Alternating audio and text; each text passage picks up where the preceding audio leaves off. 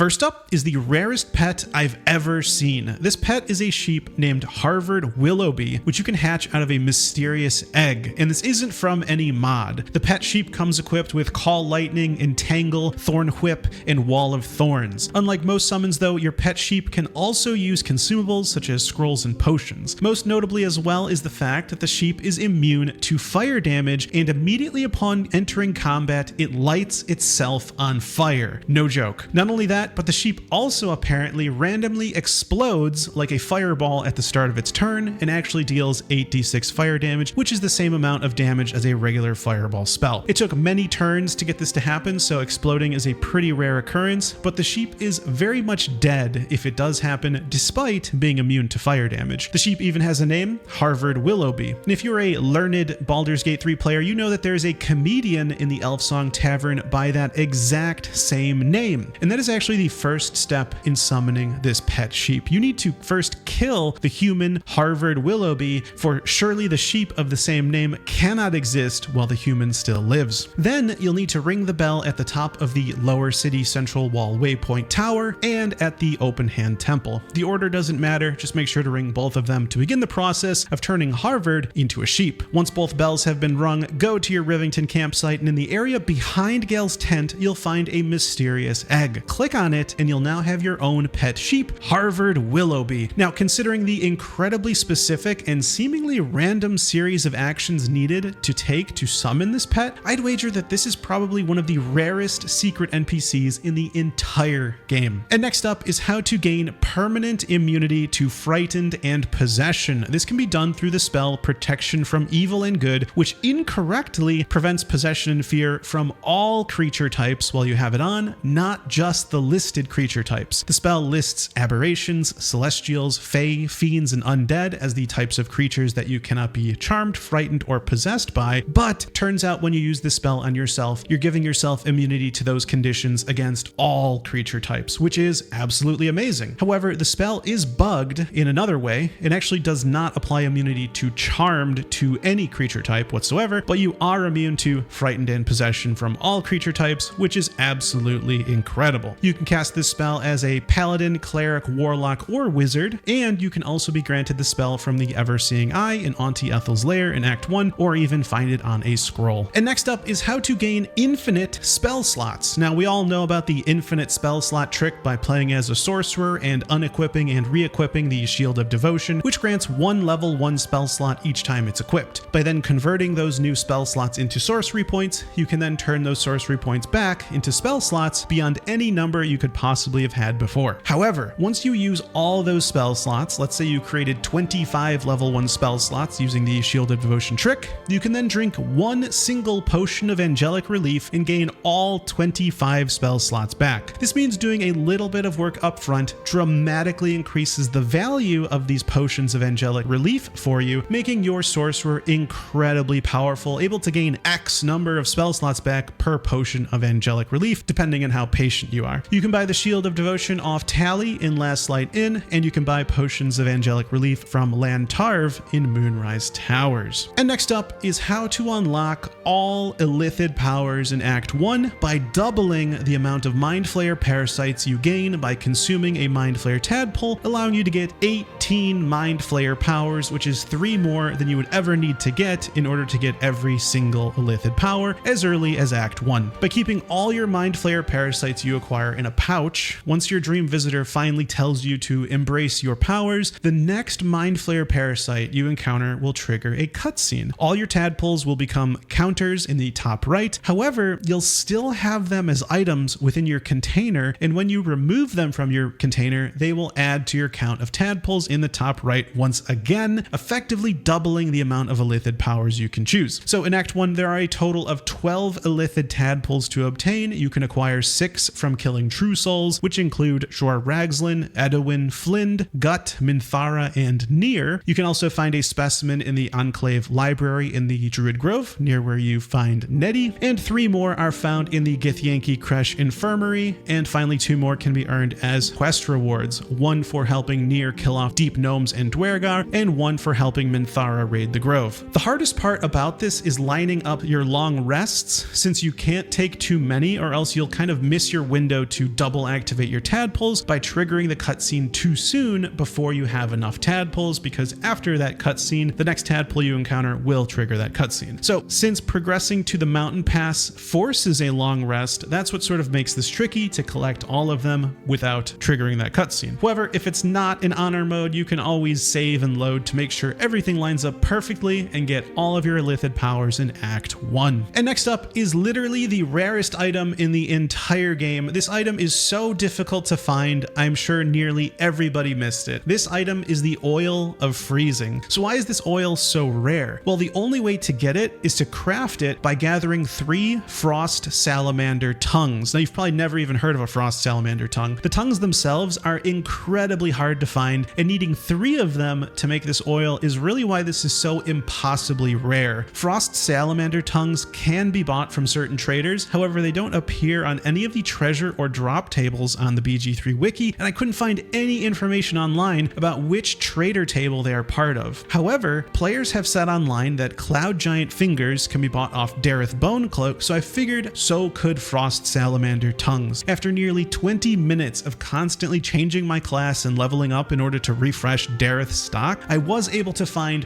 1 single Frost Salamander Tongue. Players also claim to have found Frost Salamander Tongues from Helsik in the Devil's Fee and in the Offerings to Mistress chest beneath the Stormshore Tabernacle, both within Act 3. However, as I was refreshing Dareth's stock, I was also refreshing Helsik's, and I didn't find it after those 20 minutes, so this is super rare apparently. Also, I saved and reloaded 30 times checking Mistra's offering chest and never once saw a Frost Salamander Tongue, so yet another, in my opinion, impossibly rare location that you could possibly get them. However, there is a guaranteed way to get a single Frost Salamander Tongue, which lies within the Alchemist's stash in Act 2. If you find the note in the back room of the Waning Moon, you can have your map marked with this Alchemist stash, but if you already know the location, then you don't need to bother with that. Located just south of the House of Healing near the road to Baldur's Gate, there is a dirt mound. All of my characters failed the survival check, but you can still manually dig with the shovel and get yourself a single Frost Salamander Tongue, guaranteed. But the other 2 will likely need to be bought, and that requires a dedicated amount of time refreshing traders' stock, which I doubt many players did unless specifically searching for Frost Salamander Tongues, which means probably nearly everybody missed this oil. And if you go through all that effort for the oil, you might be wondering, is it even any good? Well, this oil can be used to coat your weapon to cause 2 turns of encrusted with frost, causing disadvantage on dexterity saving throws. It is worth noting that there is no save on applying the encrusted with frost condition. It happens with every hit, which is nice. With 7 or more turns of encrusted with frost, the target takes 1d4 cold damage and becomes frozen unless they succeed a DC 12 Constitution save. If they succeed, they only take half damage. The coating lasts 10 turns, which is depressing considering how difficult it is to even make the oil, so even in a dedicated encrusted with frost build, there's no way going out of your way to make this oil make sense considering it only lasts 10 turns, and for that additional reason, I think this item will remain probably one of the rarest items in the entire game. And next up is how to unlock hidden dialogue where Bhaal will actually speak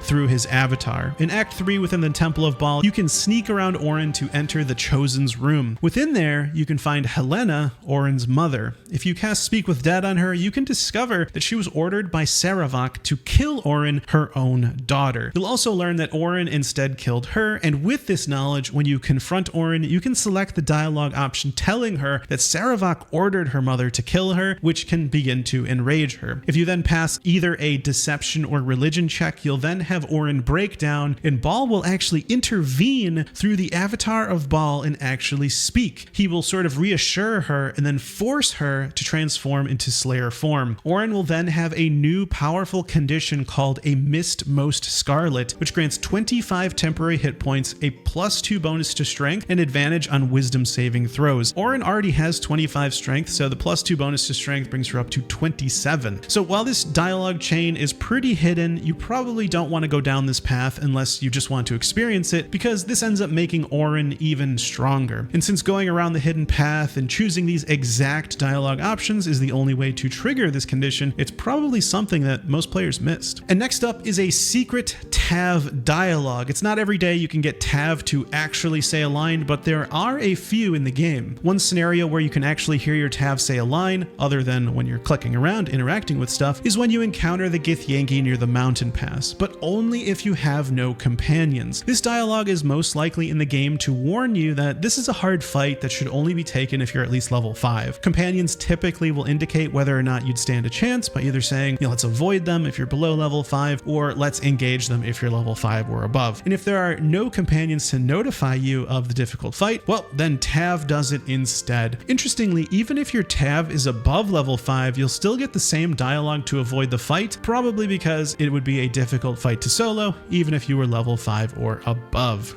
Facing that lot would be suicide. At least for now. And next up is another secret Tav dialogue. Getting your Tav to actually say something is super rare, and this particular trigger is one that most players probably missed. If you end up helping the goblins sack the Emerald Grove, then at the after party at your camp, you actually have the option to kill all the goblins. And if you do, your Tav will actually have something to say. What's done is done.